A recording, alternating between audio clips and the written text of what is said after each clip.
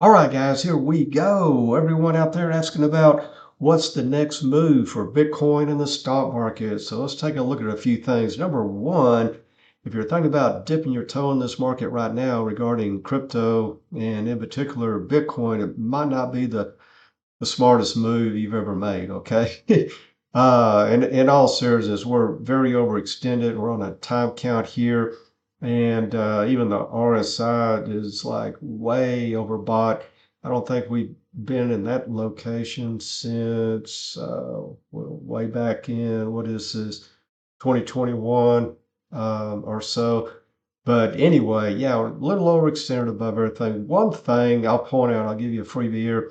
You never want to be buying in anything, Tesla, Apple, gold, silver, whatever. Once that asset is far and away from the 20, okay? You want to be scaling out. That's what the pros are doing. And then also, we have a high pivot here, kind of a major resistance area, and then a real strong, push to the upside as well. And as I said before, overextended. So better to wait for this pullback to come down. We have some price ranges in here that we're, looking at for a potential hold. And here, we're taking a look at the SPY, okay? Hey, the SPY's the ETF, not the FTX. Oh my goodness, man, I got that on my mind. Anyway, here we are, just got over the 200. A lot of times, coming from under the 200 or above, it'll act as support or resistance. You can see here, a couple of times we got over it and then got rejected. We'll play it by ear here. And if we take out the low Friday's candle or price range, then we'll expect a little pushback onto, back into the 20.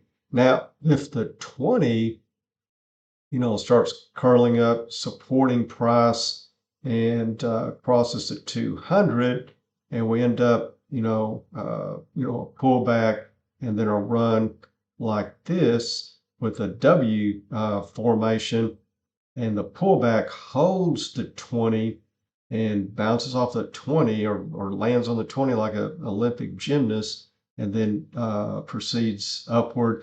Yeah, we can start taking out, previous tops pretty quickly. Okay.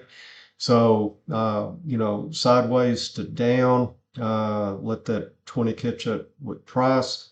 But I think the main thing that a lot of people are looking at right now is the DXY US dollar currency index. A lot of people have written it off. I don't think it's time to write it off. I think it has another little pop for it to go. But anyway, we have our Patreon members know about this. We have two significant factors here. When you have two more factors, you have an 83 to 87% probability that it'll work out in the direction of your thesis. And we're looking for support here, at least near-term support, and then a bounce, a little bit of a rally here.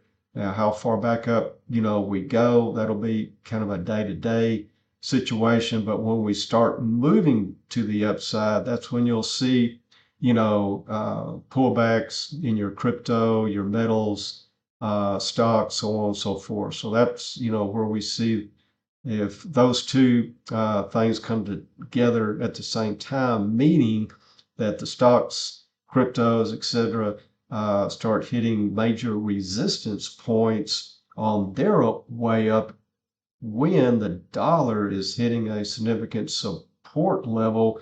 We could definitely see, those two things move real quickly in opposite directions. Okay. So anyway, you know how we do it. We keep you posted and updated. Check us out on Twitter.